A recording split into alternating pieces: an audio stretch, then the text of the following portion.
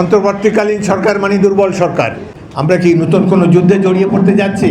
পররাষ্ট্র উপদেষ্টা এক কথা বলেন, প্রেস সচিব অন্য এক কথা বলেন, কেউ বলেন যে হ্যাঁ চুক্তি হয়েছে, তবে চুক্তির শর্তসমূহ প্রকাশ করা যাবে না।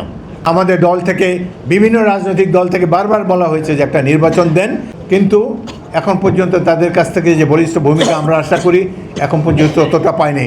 এটা কী ধরনের সরকার?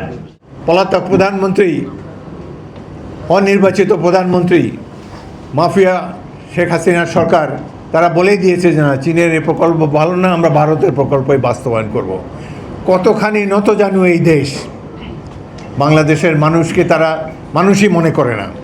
ইচ্ছা মতো তারা তাদের পারিবারিক সম্পদ বৃদ্ধি করে আর তাদের ক্ষমতাকে দীর্ঘায়িত করার জন্য প্রত্যেকটি ক্ষেত্রে বাংলাদেশের যে চাহিদা, বাংলাদেশের জনগণের যে আকাঙ্ক্ষা, সেটিকে পদদলিত করে নানা ধরনের অসম চুক্তিতে বাংলাদেশকে নিয়মিত। সুতরাং আমরা এখনও আশা করবই, এখন একটি নতুন অন্তর্বর্তীকালীন সরকার এসেছে। অন্তর্বর্তীকালীন সরকার মানে দুর্বল সরকার, কারণ এদের পিছনে তো কোনো জনসমর্থন নাই। আমাদের দল থেকে, বিভিন্ন রাজনৈতিক দল থেকে বারবার বলা হয়েছে যে একটা নির্বাচন দেন, আমরা যাতে করে বাংলাদেশের জনগণের দাবিসমূহ তুলে ধরতে পারি আন্তর্জাতিক অঙ্গনে, জাতীয় অঙ্গনে, কিন্তু এখন পর্যন্ত তাদের কাছ থেকে যে বলিষ্ঠ ভূমিকা আমরা আশা করি এখন পর্যন্ত ততটা পাইনি।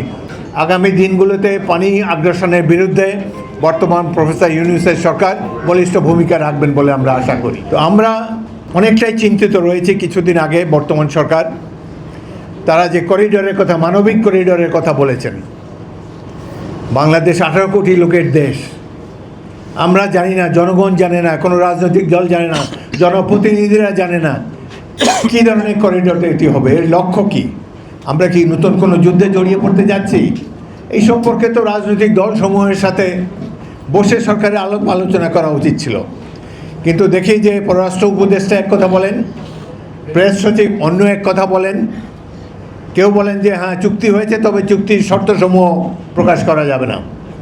আরেক উপদেষ্টা বলেছেন যে না, আমরা এখন পর্যন্ত এই করিডোরের ব্যাপারে কোনো চূড়ান্ত মতামত এখনও দেইনি। জনগণ অন্ধকারে আছে। এটা কী ধরনের সরকার? আমরা গণতান্ত্রিক পরিবেশে অভ্যস্ত।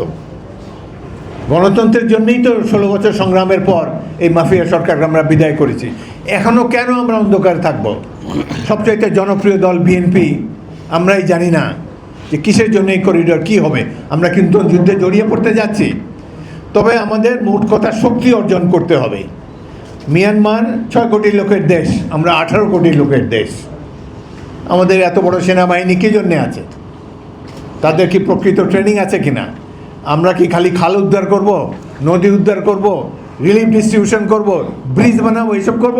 না, আমাদের মূল কাজ যেটা, জনগণকে শক্তি সামর্থ্য দিয়ে স্বাধীনতাকে অক্ষুণ্ণ রাখবো, এই ব্যাপারে রাষ্ট্রীয় সিদ্ধান্ত প্রয়োজন। এবং আমাদের যেটি অত্যন্ত প্রয়োজন, এই দেশের একটা ভাইব্রেন্ট ইউথ জেনারেশন আমরা এখন দেখতে পাচ্ছি। বাংলাদেশের অনেক সময় এমন এমন রাজনৈতিক দল আসে যারা দেশের স্বার্থ বাদ দিয়ে প্রতিবেশী রাষ্ট্রের স্বার্থ উদ্ধারে ব্যস্ত হয়ে যায়। এই ক্ষেত্রে আমরা আবারও উদাত্ত আহ্বান জানাতে চাই। এই সভা থেকে সবাইকে আহ্বান জানাতে চাই যে আমরা জাতীয়তাবাদী চেতনায় উদ্বুদ্ধ হয়ে বাংলাদেশকে একটি শক্তিশালী রাষ্ট্রে নিয়ে যেতে চাই।